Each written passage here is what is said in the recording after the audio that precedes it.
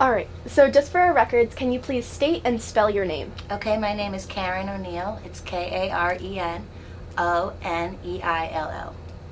And what is your role in the Reading Partners program? Well, I'm the language arts specialist here at Shelter Rock School, which means I coordinate all language arts curriculum for all students K to 5. So for the reading program, what I do with the Reading Partners is I'm kind of the facilitator between the reading buddies and the classroom teachers, which basically means I get a list of reading partners at the beginning of every year. I match those partners up with children in classrooms. I let teachers know. I exchange, phone numbers, emails, basically that communication between the reading partner and the classroom teacher.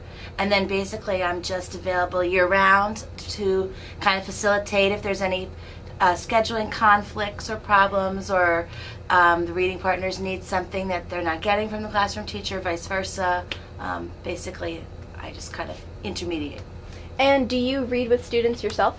Not through the Reading Partners program. Through my regular work here. I'm in classrooms working with students. Okay. And how did you get involved with this program? Basically, when I became a language arts specialist here 5 years ago, the program was just getting started. So I worked with first, it was another woman who was our social worker that was running it, and then eventually went to our school psychologist, and then we've basically been team kind of running it for the past 2 or 3 years.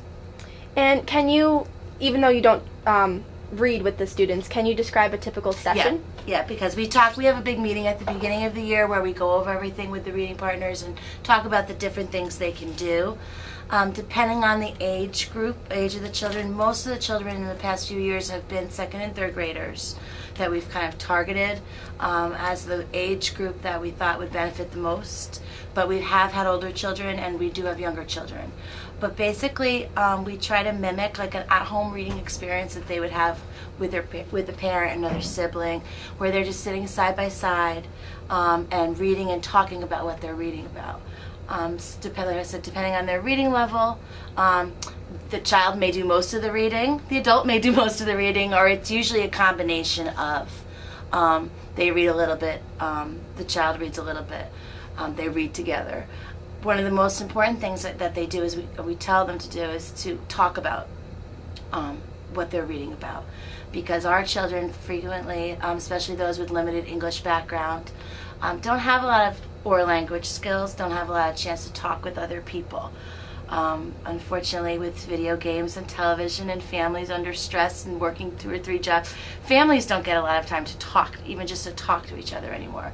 So that's one of the things we try to emphasize, is get them just to talk about things, teach them about things. They don't know simple things, and sometimes they're hesitant to ask. But if it's in the book and they can talk about it with somebody they feel safe with, that's another learning experience for them. Absolutely. And what changes have you seen in these students? Well, first of all, our students love their reading partners. They love them. They're a very, very important part. So that just first for self-esteem, that they have somebody that they know is going to come every week and read with them, that they can count on, that they can talk with. It's kind of their special time where they have a special moment with another adult. It also, like I said, increases their oral language skills. It increases their reading fluency, because the more they read, the better readers they get, the faster readers they get, the more they understand. It builds a lot of background knowledge, like I said before. Students don't have a lot of experiences, and if they're reading about one in a book and then can at least talk about, for example, what the desert is like with another adult, it gives them more comprehension when they go to read on their own. And how about, you mentioned before, students that don't speak English. Mm-hmm. How does this program benefit them? Oh, in so many ways. I mean, again, like I said, just building that oral language, having somebody to sit and explain things to them, because a lot of times they'll be in the classroom, they're reading, and especially in large class sizes, they're afraid to say, I don't know what that word means, or I don't understand what you're talking about, so they won't say anything at all.